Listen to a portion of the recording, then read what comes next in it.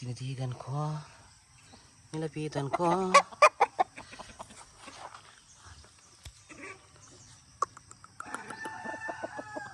Yan ang mga lakad, boss. Di naman siya super quality, pero quality na rin.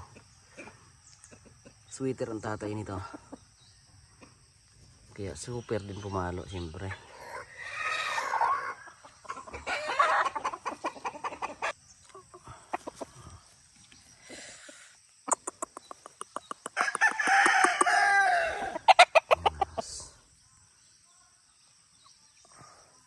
Tinitigan ko. Nilapitan ko. 11 months. Palugo na.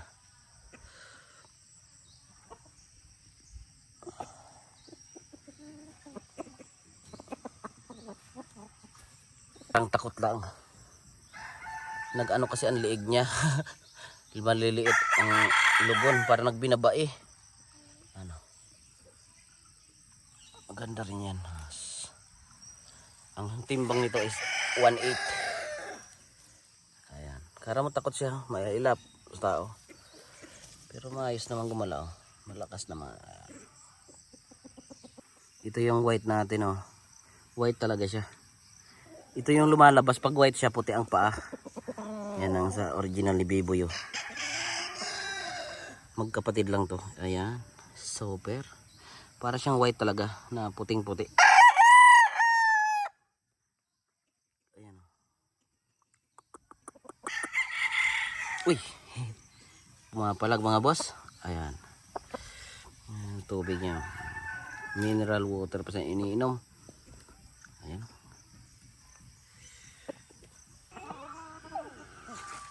Ayan guys. Lugon guys, lugon.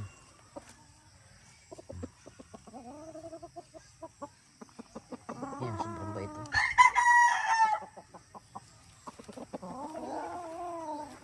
Ang ganda. Quality. Quality mga bossing. Ayan. Ayan ang ating white kelso guys, no. Ang tatay nito is yung super sweater namin. Tumabla na. Ayan. Pangit lang ang TV namin kasi hindi pa talaga sagad sana. Ayan. Available to mga boss. Lugon.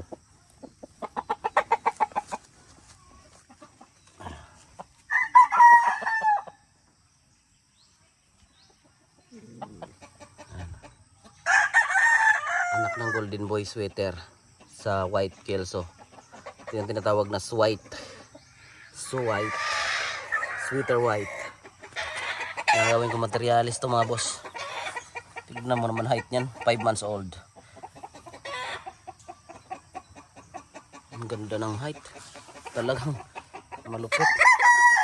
Ito naman ang ating anak ng ating golden boy sweater na pure. Ang F1 niya. Isa lang din natin. Ayan. 8 months old. Ayan. Parang hindi ka maniwala na 8 months lang siya. Super ang ano. Super ang ganda sa balahibo. Talagang nakakaaliw. Tapos siyempre ang palo. Andyan na yan. Basta sweater, asahan mo na.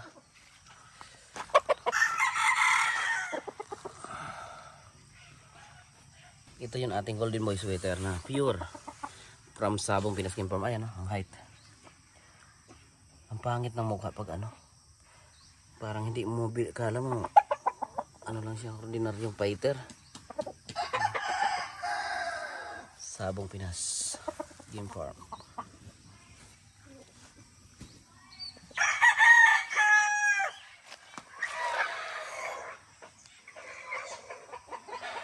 Pangit lang.